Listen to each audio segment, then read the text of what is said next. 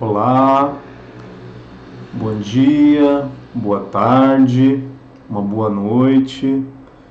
Mais uma vez aqui para a gente dar continuidade na leitura do livro A Interpretação Espiritual das Escrituras. Antes de começar a leitura, pessoal, eu quero falar uma frase que foi falada no filme Matrix pelo personagem Morpheus.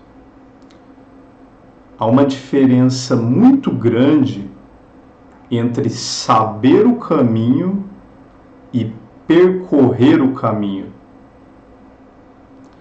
É o mesmo que dizer que há uma diferença muito grande entre ter o conhecimento e praticar esse conhecimento. Fazer é sabedoria, ação. Vamos começar. Capítulo 7, José. Em Gênesis, chegamos à gloriosa história de José, que inclui a experiência com seus irmãos.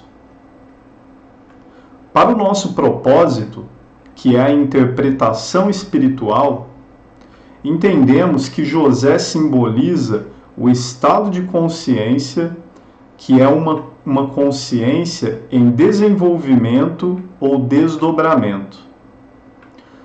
Quando ela se desdobra, revela uma crescente vitalidade, substância e compreensão.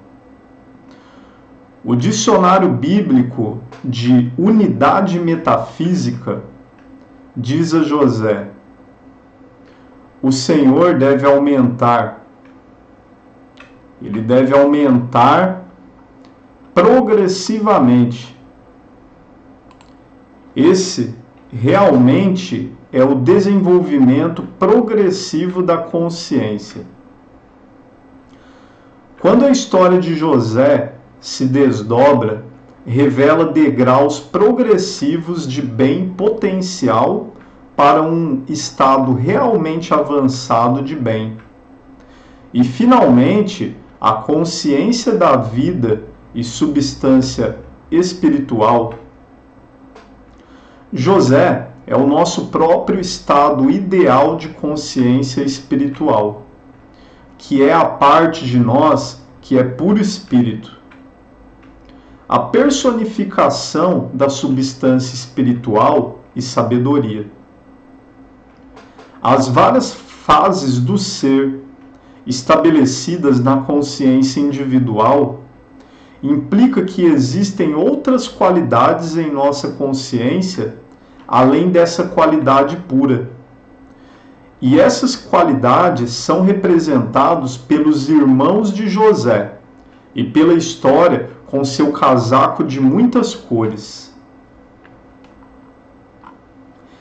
Este casaco de muitas cores é supostamente uma coisa muito desejável, que veio a ele como um símbolo de uma recompensa pela sua bondade.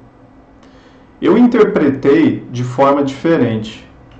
Para mim, este casaco de muitas cores representa as muitas qualidades contraditórias no pensamento de José. Ele é um sonhador, mas as más experiências que se abateram sobre ele externamente só poderiam vir como resultado de conflitos internos e discórdias. Lembre-se de que José representa o desenvolvimento progressivo de bem.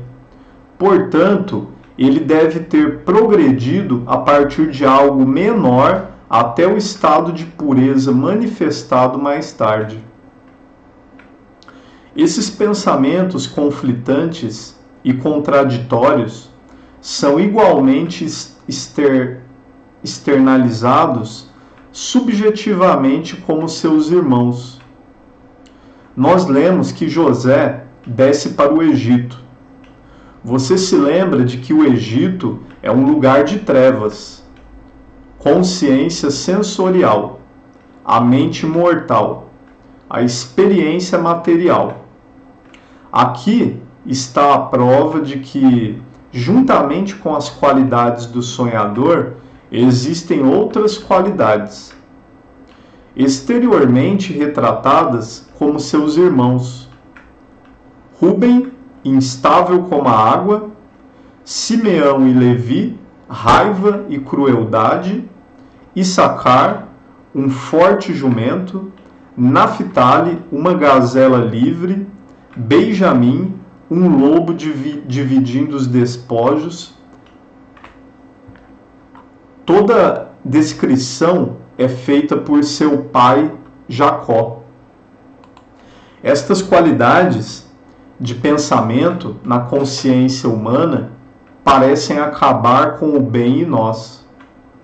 O bem que poderíamos ter feito e que não fizemos. Uma vez que estas são as qualidades contraditórias do pensamento de José, podemos entender a túnica de várias cores. As próprias cores simbolizam qualidades de caráter. O vermelho representa bravura. Azul é a verdade. Amarelo representa covardia. E assim por diante, com todas as cores. Todas estas estão presentes em José. Após sua purificação, mais tarde, encontramos o verdadeiro José no Egito. Antes de ser jogado na cova, onde foi deixado por seus irmãos, José foi despojado do casaco de muitas cores. Os irmãos levaram este casaco com eles. Não está claro que o significado real da partida dos irmãos de José com o casaco é que muitos desses estados contraditórios ou qualidades de pensamento foram abandonados por José. Este novo José, desdobrando-se progressivamente, ainda é o sonhador, mas agora já com as piores fases da crença mortal superadas. Ele é agora um ser humano melhor, e o seu sentido desenvolvido de bem o controla e o leva para novas e maiores experiências humanas.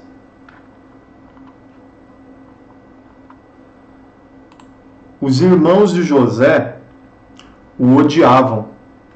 Estes irmãos, nós vimos, eram os traços humanos errôneos em oposição ao bem.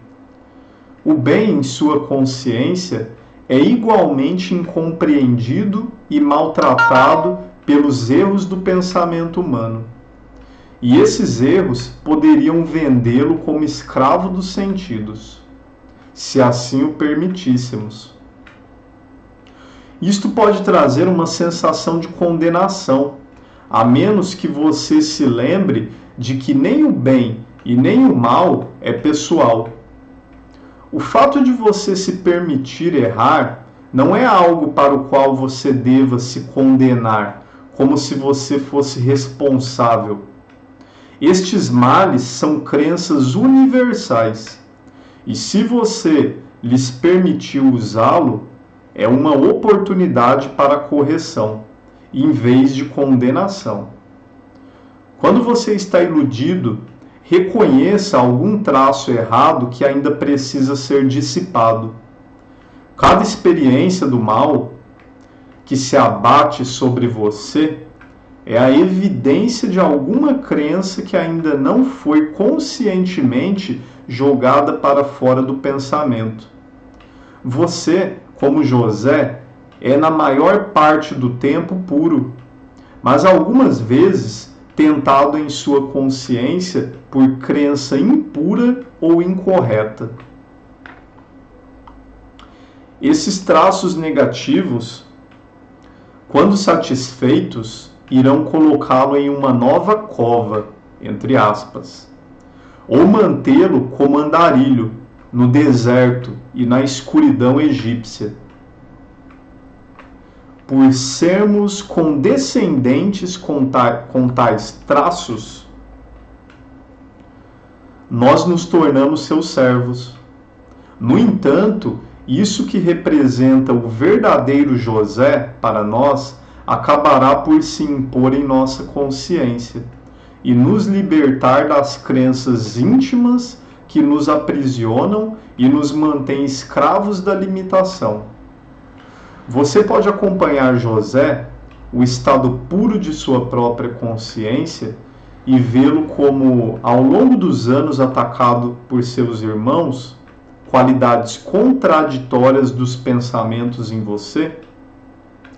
Talvez você possa ver o porquê de você ter sido lançado em um poço, por algum traço errôneo que se mantém em escravidão a algum vício, pecado ou doença.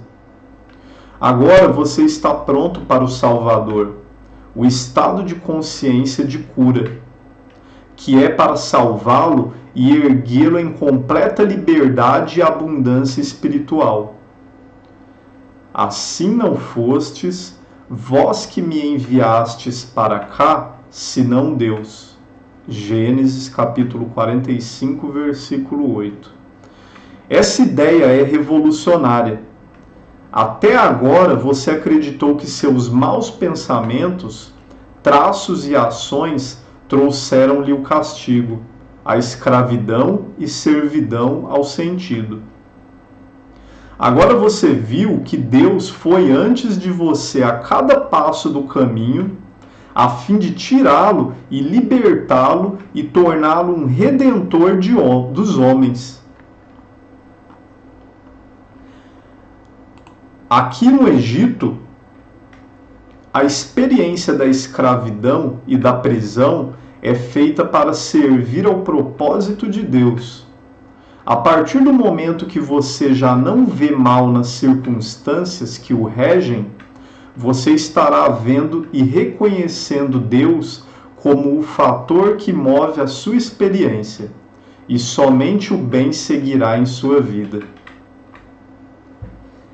Aqui no Egito, a experiência da escravidão e da prisão é feita para servir ao propósito de Deus. A partir do momento que você já não vê mal nas circunstâncias que o regem, você estará vendo e reconhecendo Deus como o fator que move a sua experiência, e somente o bem seguirá em sua vida. Se você tiver Deus e um átomo de qualquer outra coisa, então você não o tem porque não há coisa alguma fora do infinito de Deus. Se você tiver Deus e um átomo de qualquer outra coisa, então você não o tem porque não há coisa alguma fora do infinito Deus. Não pode existir Deus e um pingo de maldade no mundo, e, portanto, o mal em si deve ser reinterpretado, a fim de ser uma parte do reino de Deus. Ele não pode ser deixado fora do reino, porque você teria Deus infinito e algo além dele.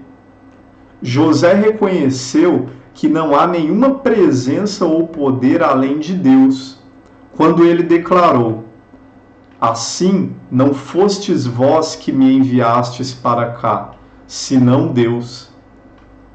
Você se depara com essa mesma condição e, no entanto, em que você reconhece que o erro tem feito isso com você, você está perdido. Mas se você tem a visão de José e disser: não, o erro não fez isso comigo, o erro não está fazendo isso para mim, o erro não tem presença e nem poder, você vai provar a totalidade e onipresença de Deus. O bem e a imediata expressão desse bem Essas são mensagens de Deus, só dele. Não há noite aqui, nenhuma noite ou locais escuros em sua consciência. Mas reconhecer uma presença ou condição além de Deus é perder o seu caminho, pelo menos temporariamente. José ainda não despertou a compreensão espiritual. Expressa o seu bem humanamente, como executivo, empresário, diretor, mas novamente ele deve ser empurrado lá de cima. A experiência de José ainda não expurgou o desejo dos sentidos. E assim, ainda há a crença na luxúria, vingança e perseguição para serem superadas. E, no entanto, em um de seus momentos mais sombrios de prisão, a visão espiritual é despertada em José, e ele é erguido acima de todas as condições materiais e limitações e, portanto, capaz de discernir a abundância espiritual, onde a falta e a pobreza estão reivindicando presença e poder. A visão espiritual torna José livre e permite compartilhar a abundância desta percepção e superar todos os pensamentos mortais. E assim ele liberta todos os irmãos que vêm a ele para pedir-lhe ajuda. José tem a consciência livre das más qualidades, que são os chamados irmãos, ou pacientes, estudantes, buscadores. E José, como praticante ou professor, liberta e alimenta espiritualmente esses outros.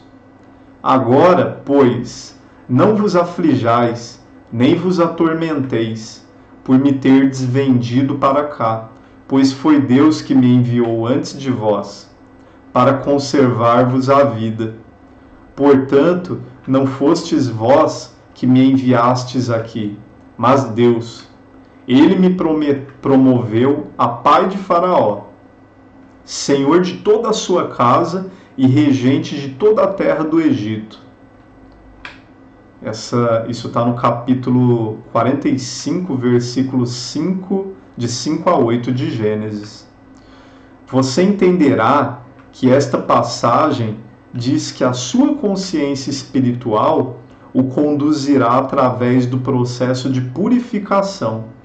Apesar de sentir que descerá em poços e prisões do pecado e da doença, sua consciência iluminada irá sempre antes de você, transportando através dessas experiências difíceis e purificando-o até que enfim você se torna pai do Faraó, isto é, supremo sobre o material, mestre do sentido corporal e soberano sobre o corpo e as finanças.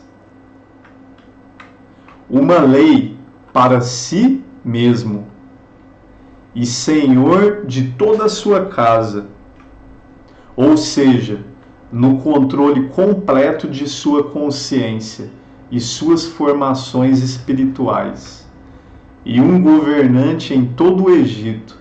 Você é a luz brilhando e dissipa as trevas do Egito, ou a consciência sensorial. Maravilha, gente. Maravilha mesmo. Um abraço, até o próximo capítulo.